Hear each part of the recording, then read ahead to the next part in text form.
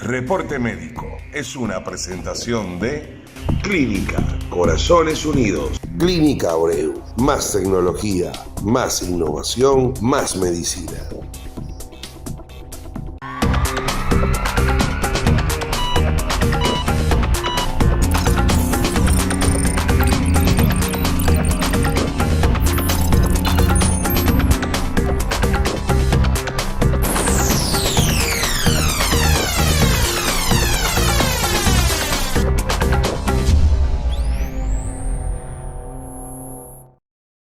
Bienvenidos a todos a Reporte Médico. Recuerden activar la campanita y seguirnos a través de www.reportemedico.com.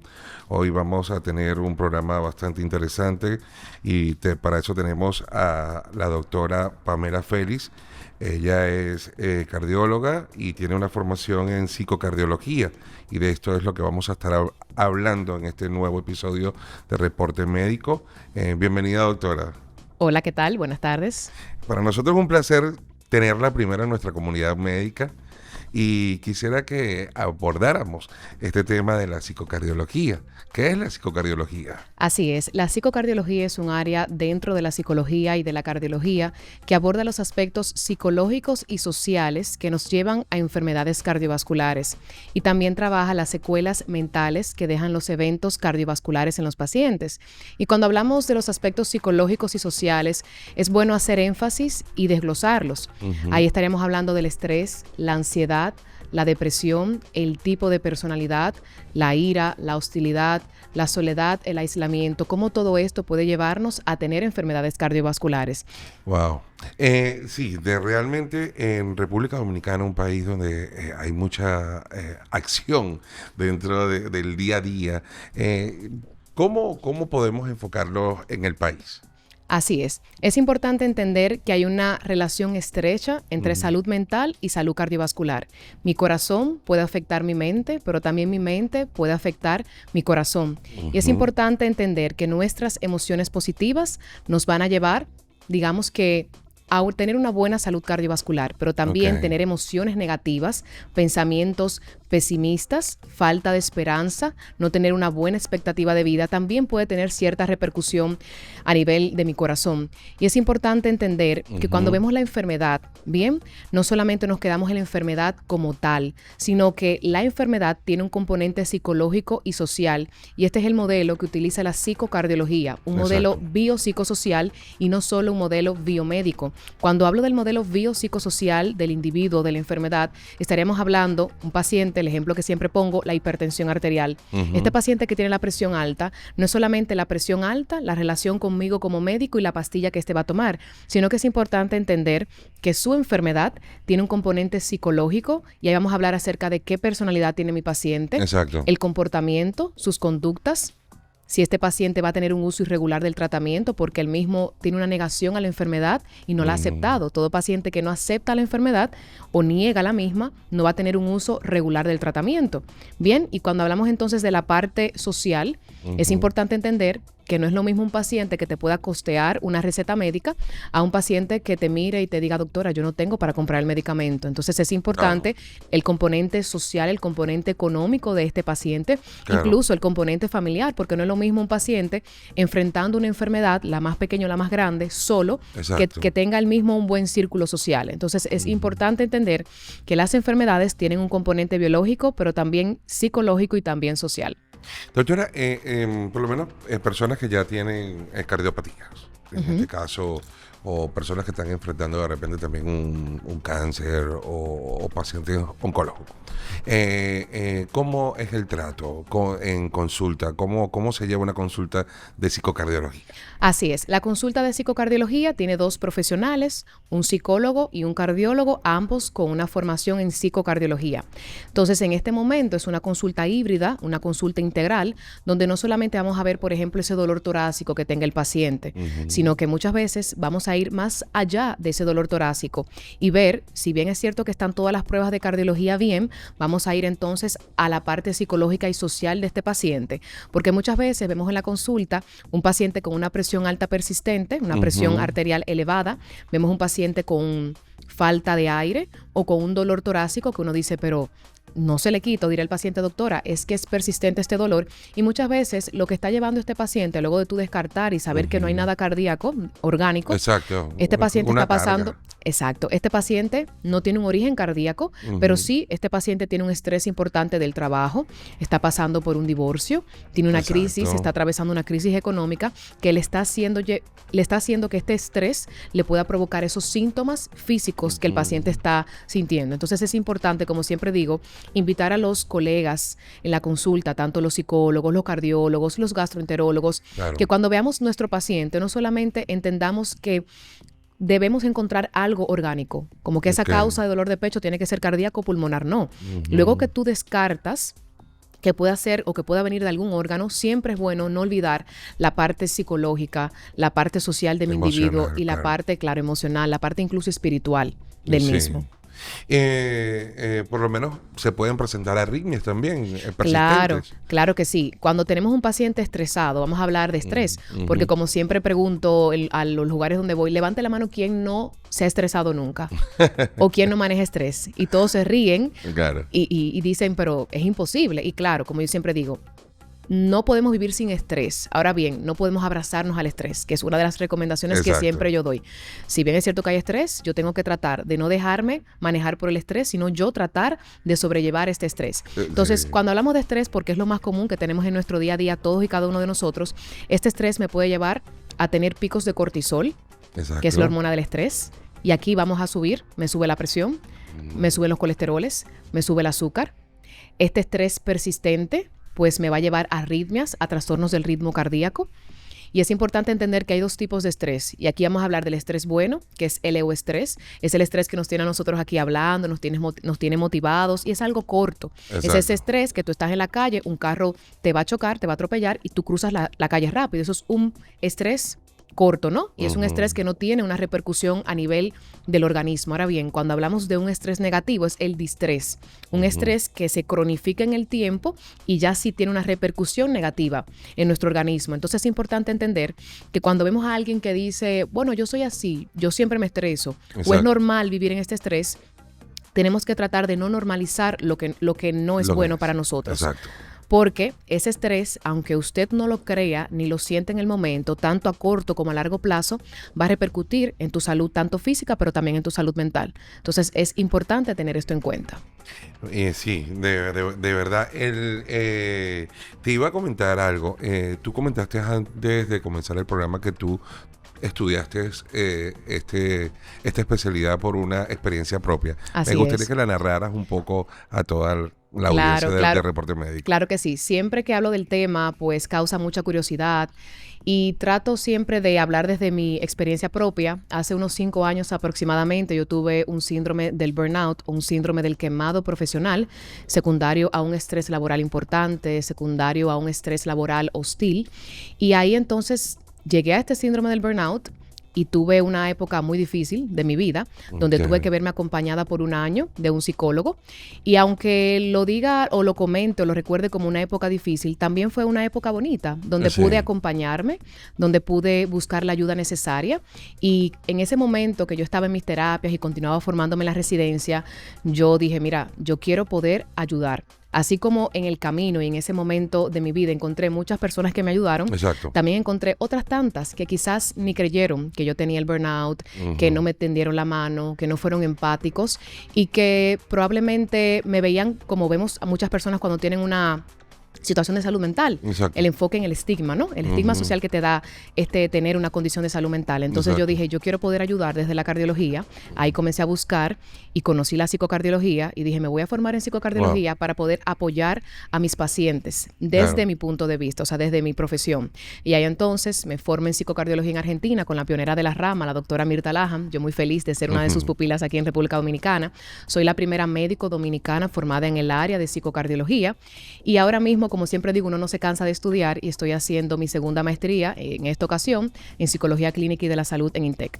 Qué bueno, de verdad. Quiero acotar también que dentro de la revista pasada donde está el doctor Betances, acá salió este artículo de psicocardiología escrito por la doctora Pamela. Si quieren lo pueden buscar también a nivel digital, entrando en www.reportemedico.com y allí buscan ediciones impresas y allí pueden encontrar digitalmente este artículo, que está muy acorde a todo esto que estamos hablando, es la relación completa del tema del día de hoy acá en Reporte Médico. Ya volvemos y vamos a hacer una pausa comercial.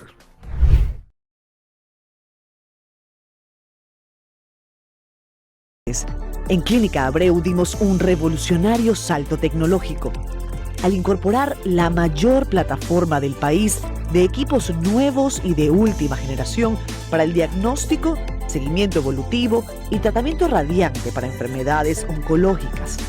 Herramientas que permiten que nuestro excelente equipo profesional aplique las más novedosas y actualizadas soluciones que alcanzarán las nuevas victorias en la lucha contra el cáncer. Vence el cáncer. Clínica Abreu. Bueno, ya estamos de vuelta acá en Reporte Médico. Recuerden que hoy tenemos la compañía de la doctora Pamela Félix, cardióloga, psicocardióloga también.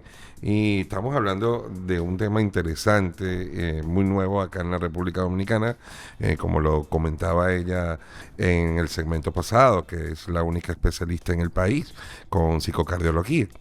Dentro de todo este proceso, doctora, quisiera que me hablara del síndrome del corazón roto. Vamos a hablar un poco de esto. Así es, el síndrome del corazón roto o el síndrome de Takotsubo. Takotsubo viene de un término japonés que significa trampa para pulpos y entonces al corazón, cuando sucede este síndrome, toma esa forma de vasija, de trampa para pulpos, y por eso se llama síndrome de Takotsubo o síndrome del corazón roto. Es importante definirla como una miocardiopatía secundaria a un estrés importante. Quiere decir que el miocardio, que está en el corazón, que es el músculo cardíaco, se afecta secundario a un estrés. Y cuando hablamos de un estrés emocional o un estrés físico, como decía, hay un estrés bueno y un estrés malo. En este caso, secundario a un gran estrés, ya sea psicológico o emocional o físico, entonces el corazón se va a afectar. Y cuando hablamos de un estrés físico, vamos a hablar de una fractura, una cirugía, la quimioterapia. Y cuando hablamos entonces del estrés emocional, estaríamos hablando de una discusión, una gran alegría nos puede llevar a un síndrome del corazón roto o una gran tristeza. Bien, en este caso una discusión, me gané la lotería, nació mi hijo, conseguí el trabajo que yo quería. Entonces, el estrés tanto físico como emocional nos puede llevar a afectar el corazón y el paciente va a sentir los mismos síntomas de un infarto. Se va a caracterizar por dolor de pecho, un dolor típico, característico, exquisito como se dice, y a la vez pues también cuando el paciente está en la emergencia, se va a hacer un electrocardiograma y vamos a ver que pueden haber cambios como no haber cambios en el electrocardiograma, ¿bien? Que sugieren que pudiera estar afectado el corazón. Exacto. También entonces vamos a hablar de que se van a realizar enzimas cardíacas que son analíticas en sangre, que es un marcador que si está elevado nos dice que hay una afección cardíaca. Entonces cuando tenemos este paciente que llega a la emergencia o a la consulta con historia de que ha tenido un estresor fuerte, casi siempre es después de una discusión o muchas veces el paciente tenía una gripe, una neumonía, un COVID, una influenza, algo infeccioso en el organismo, llega con sintomatología de dolor de pecho, es importante pensar que este paciente pudo haber tenido un estresor que lo llevó a un síndrome del corazón roto. Y este paciente debe acudir a una emergencia, bien, y se debe tratar como si fuera un infarto hasta que se demuestre lo contrario. De la forma que sabemos que no fue un infarto es o haciéndole un ecocardiograma, que es una sonografía del corazón, donde vamos a ver que el corazón va a tomar esta forma de vasija de trampa para pulpos, donde en la mayoría de los casos vamos a ver que el ápex, que es la punta del corazón, se va a quedar casi quieta y la parte de atrás va a tener una hipercontractilidad. Entonces, cuando toma esta forma así de vasija, decimos es un Takotsubo. También, cuando el paciente es llevado a cateterismo, porque como dije, hasta que se demuestre lo contrario, es un infarto. Es un infarto, correcto. Se lleva a cateterismo y vemos que las arterias o no tienen ninguna lesión, las arterias coronarias, o vemos que realmente hay enfermedad que no justifica el cuadro ni los cambios electrocardiográficos. Entonces ahí, cuando hacemos una ventriculografía, que vemos el ventrículo izquierdo, vemos la forma de Takotsubo. ¿Y cómo se trata esto? Bien, prácticamente el síndrome del Takotsubo va a tener el mismo abordaje, bien, que un infarto, pero en este caso, el tratamiento va dirigido primero a la causa que llevó al Takotsubo. Debemos mencionar también que no todos vamos a hacer un Takotsubo. Bien, porque a veces uno está sometido a un estrés y yo suelo relajar mucho y digo yo, estoy ahí de hacer un Takotsubo, relajo muchísimo con el tema, pero es importante entender que debe haber una predisposición genética, incluso neurológica, psiquiátrica. El sexo femenino es el más afectado.